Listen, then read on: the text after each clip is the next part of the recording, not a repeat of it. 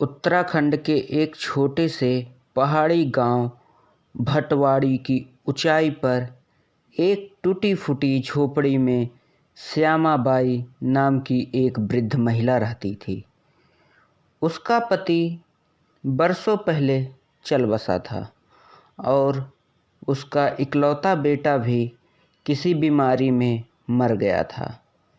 अब उसका जीवन में बस एक गाय गौरी पर निर्भर था, जिससे वह दूध निकालकर गांव के लोगों को बेचती या कभी-कभी मुफ्त बांट देती।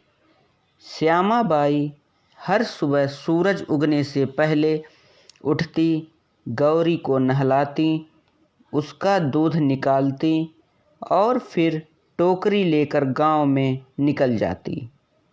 एक दिन तेज बारिश हो रही थी। सर्द हवा गांव में सरसराती चल रही थी। रास्ते से गुजरता एक युवक अरुण बुरी तरह भीग चुका था।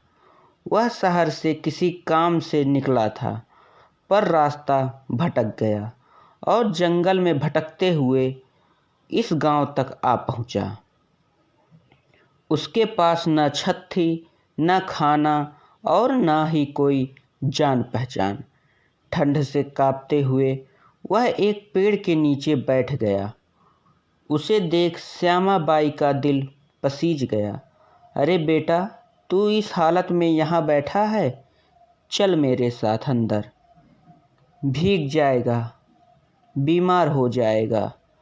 अरुण कुछ कह नहीं सका। कांपते हुए सिर हिलाया और झोपड़ी के भीतर चला गया। श्यामा बाई ने उसके लिए चूल्हे पर दूध गर्म किया, उसमें गुड़ डाला और एक पुरानी मिट्टी की कटोरी में उसे पकड़ा दिया। अरुण की आंखों से आंसू बह निकले। माँ जी, आपने तो मेरा जीवन बचा लिया। मैं बस थोड़ा पानी मांगने आया था। आपने दूध पिलाकर ममता दे दी। श्यामा बाई मुस्कुराई। बेटा, ममता बांटने से घटती नहीं, बढ़ती है। अरुण ने हाथ जोड़कर उन्हें प्रणाम किया और कहा, मैं इस उपकार को कभी नहीं भूलूंगा, और फिर चला गया। 20 साल बीत गए।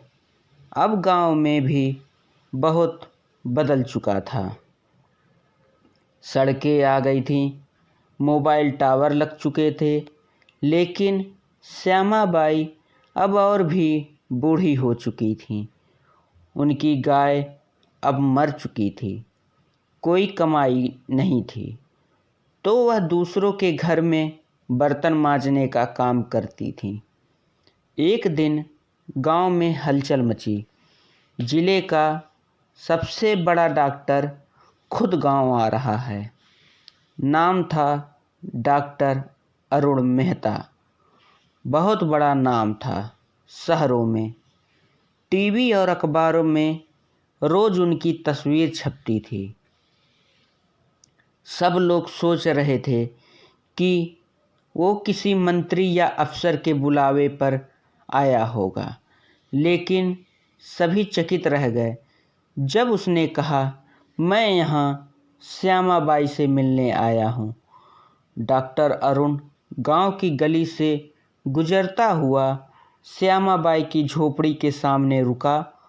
अब वो झोपड़ी और जर्जर हो चुकी थी। वह अंदर गया।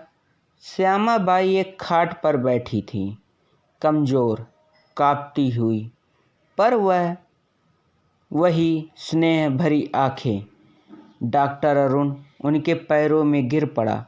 माँ जी, मैं वही भूखा प्यासा लड़का हूँ जिसे आपने एक कटोरी दूध पिलाया था। आज मैं एक बड़ा डॉक्टर हूँ, लेकिन वो कटोरी दूध आपकी ममता ने मुझे बनाया है। श्यामा बाई कांपते हाथों से उसका सिर सहलाने लगी। बेटा, मैंने तो तुझे भगवान समझ के पिलाया था। तूने इसे जीवन का कर्ज बना दिया।